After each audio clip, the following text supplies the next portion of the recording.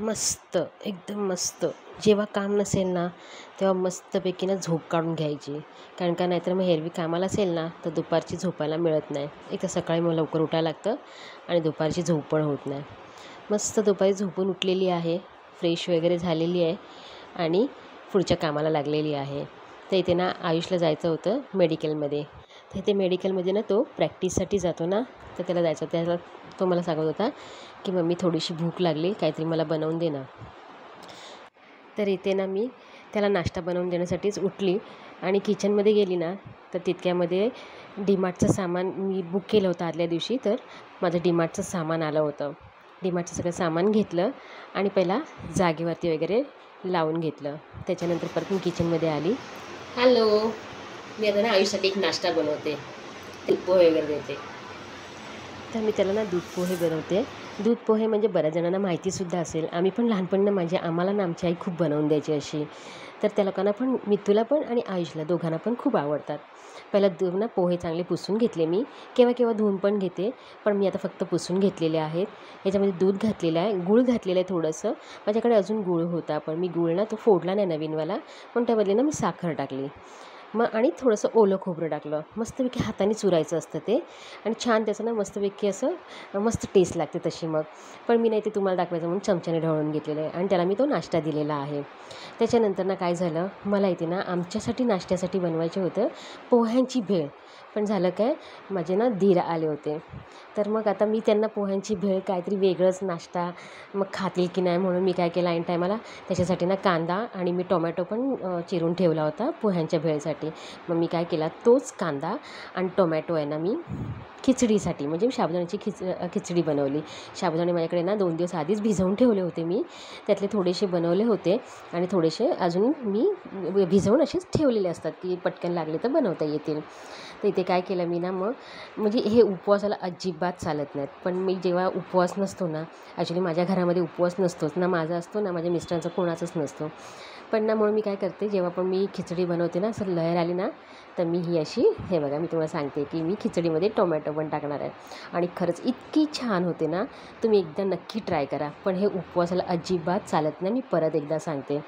तर ना मग मी ह्याच्यामध्ये ना काय केले, पोहे ते बाजूला ठेवले आणि मी इथे साबुदाण्याची खिचडीच बनवून घेतलेली आहे. जी प्रोसेस करतात ना, म्हणजे राई जिरा घातलेली आहे, कढीपत्ता घातलेला आहे, कांदा टोमॅटो घातलेला आहे, बटाटा पहिला शिजवून घेतलेला आहे, नंतर मी टोमॅटो घातलेला आहे. त्याच्यानंतर ना एक 5 मिनटाच्या नंतर मी साबुदाणे घातलेले आहे. साबुदाणे चांगले परतून झाल्याच्यानंतर ह्याच्यामध्ये मीठ घातलेली आहे. त्याला चांगलं परत एकदा परतून घेतल्याच्यानंतर ह्याच्यामध्ये थोडीशी ना मी किंचित साखर घातलेली आहे आणि मस्तपैकी झाकण मारून मारून मी साबुदाण्याची खिचडी बनवून म्हणजे शिजवून घेतलेली आहे. तर इथे म्हणजे आता दीर आले होते, तर त्यांना पण हा नाश्ता झाला आणि त्याच्याबरोबर मग आम्ही हेच नाश्ता केलेला आहे. कारण की मला ते मी परत केव्हा तरी दाखवेल की मी पोह्यांची भेळ कशी बनवते. तर इथे बघा मी माझा चहा पण झालेला आहे आणि आता आमचा नाश्ता हा झालेला आहे. म्हणजे आता मी बनवायला जाणार होती दुसराच कुठला तरी नाश्ता आणि ऐन टायमाला आता मी तो सगळा नाश्ता कॅन्सल केला आणि साबुदाण्याची मस्तपैकी कांदा टोमॅटो घालून खिचडी आणि अप्रतिम लागते, खूप छान लागते. तुम्ही नक्की एकदा ट्राय करा. तर इथे मस्तपैकी माझ्या दिरासाठी आणि माझ्या मिस्टरांसाठी प्लेट भरलेली आहे आणि त्या लोकांना आता मी देऊन येते. आणि जेव्हा मी माझी प्लेट भरली ना, तेव्हा तुम्हाला दाखवते. म्हणजे तुम्ही साबुदाण्याची खिचडी म्हणा किंवा पोहे म्हणा किंवा उपमा म्हणा, त्याच्यावरती ना अशी मस्तपैकी शेव आणि त्याच्यानंतर हे दाणे म्हणजे डाळिंबाचे दाणे, एक नंबर. नक्की ट्राय करा, तुम्ही नक्की ट्राय करा. इतके अप्रतिम लागतात, खूप छान लागतात. पाहुणे गेले, सगळं झालं. आता नाश्ता चहा पाणी झालं आहे, भांडी पडलेत ती घासायची. त्याच्या अगोदर ना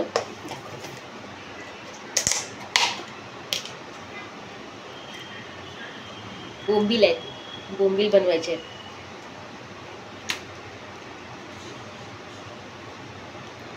फ्रीजमध्ये ठेवलेले, त्याचं पाणी झालेलं आहे, नरम झालेत ते.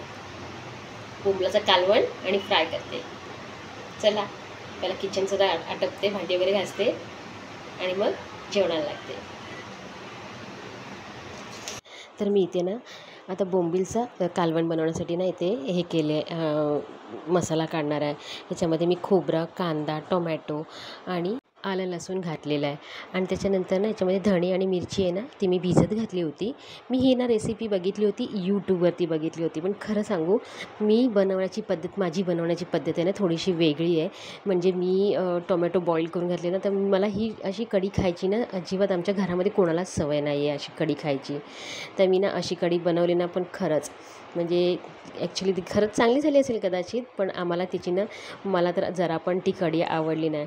ह्याच्यामध्ये मी सगळे मसाले घातले. मसाले म्हणजे धणे जिरे पूड पण घातलेली आहे. हो मी वाटणामध्ये नंतर धणे जिरे पूड घातलेली आहे आणि ह्याच्यासाठी फोडणीसाठी मी तिखट आणि हळद घातलेली आहे आणि मस्तपैकी ती वाटण घातलेलं आहे. त्यानंतर बोंबील सोडलेले आहेत आणि त्याच्यानंतर आता मी ना फ्रायसाठी बघा तिखट घेतलेलं आहे आणि ह्याच्यामध्ये थोडंसं ना मी वाटण घातलेलं होतं. ह्याच्यामध्ये 1 चमचा वाटण घेतलेलं आहे, तिखट घेतलेलं आहे, मीठ आणि हळद घेतलेले आहे. मस्तपैकी कोकमाच्या पाण्यात मी कालवून घेतलेलं आहे आणि त्याला मस्तपैकी बोंबाला लावून घेतलेलं आहे. बोंबील मी ना ॲक्च्युली ते जसे वाकडे होते ना मला ते सरळ करायचं माझ्या ना लक्षात आलं नाही आणि शेवटपर्यंत ना मला इतकं हसायला येतं ना शेवटपर्यंत ना बोंबील ना असेच म्हणजे ते असेच राहिले होते.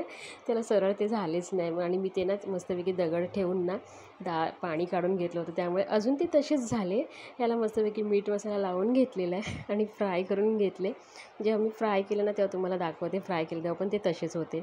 तर इथे मस्तपैकी माझं कालवण पण झालेलं आहे. पण खरंच मला हे कालवण ना जरा पण आवडलेलं नाही आहे. की मी बनवलं काहीतरी म्हणजे बनवलं आहे व्यवस्थित मी जसं बघितलं तसं बनवलं पण मला त्याची टेस्ट ना जशी माझी बनवण्याची पद्धत आहे ना तशी झाली नव्हती. म्हणून मला ते कालवण ना आवडलं नव्हतं. आणि इथे बघा आता मस्तपैकी बोंबील बघा तुम्हाला बोलले ना शेप जसा तो मी पाणी काढणं दाबून घेतलेलं तसंच राहिलेलं आहे. मला खूप हसायला येतं. तर चला मी आता तुम्हाला म्हणजे जे आहे तेच दाखवते. मी उगाचच लपून छपून काय ठेवणार नाही. जसं आहेत बोंबील तर सरळ त्याला तर मी सरळ पण करू शकत नाही. तर असे वेडेवाकडे बोंबील माझ्या मिस्टरांनीच खायला दिले.